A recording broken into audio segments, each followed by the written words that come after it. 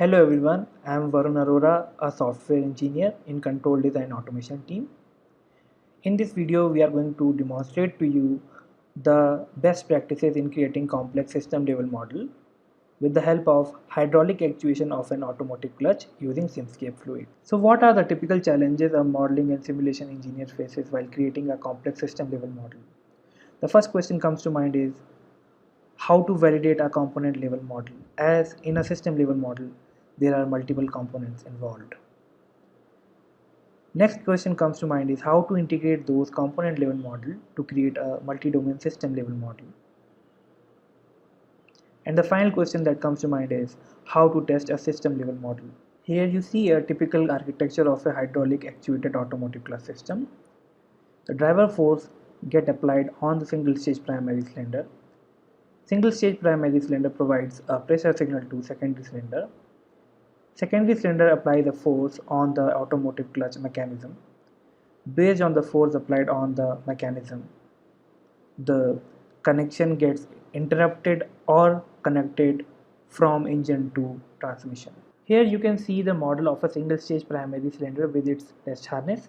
In the test harness we have used spring based accumulator as the representative load.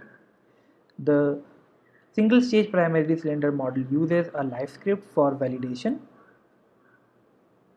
In the live script you can see the different sections. In this section you can see the parameters which are obtained from the manufacturer data sheet. Pressure development characteristics section, we are plotting the expected output from the simulation. On the x-axis you can see the push rod force, the force applied on the single stage primary cylinder by the driver. Y-axis shows the output expected in the pressure circuit. Some of the parameters are assumed and some are derived, as all the parameters are not given in the datasheet. Some of the parameters are estimated using the understanding of the component. Once all the parameters are obtained through the datasheet or assumption or estimation, the model is set up for the simulation. Finally, the parameters are applied to the load circuit of the system, which is part of the test harness.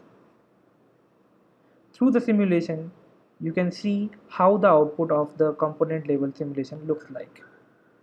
The red color line shows the output expected, which is given in the datasheet of the supplier. The blue color line shows the output through the simulation. Once all the component level models are created and validated, they are integrated to create a system level model. Once you simulate the model, you can see how the system level model is tested for the clutching and declutching scenario. The results can be looked into Simscape Result Explorer.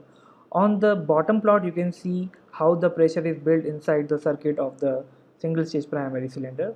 In the middle plot, you can see how the force is developed in the secondary cylinder. And on the top plot, you can see the speeds of the engine and transmission. Around 20-second declutching takes place. At 140-second, again engine gets connected with transmission. In this video, you have seen the best practices for creating system level model utilizing Simscape fluids. The model based design and validation approach is useful.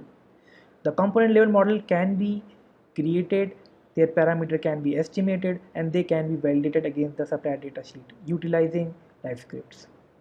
The validated component level model can be integrated to create system level model, and multi-domain simulation can be performed. The incremental approach to model development increases the pace of development.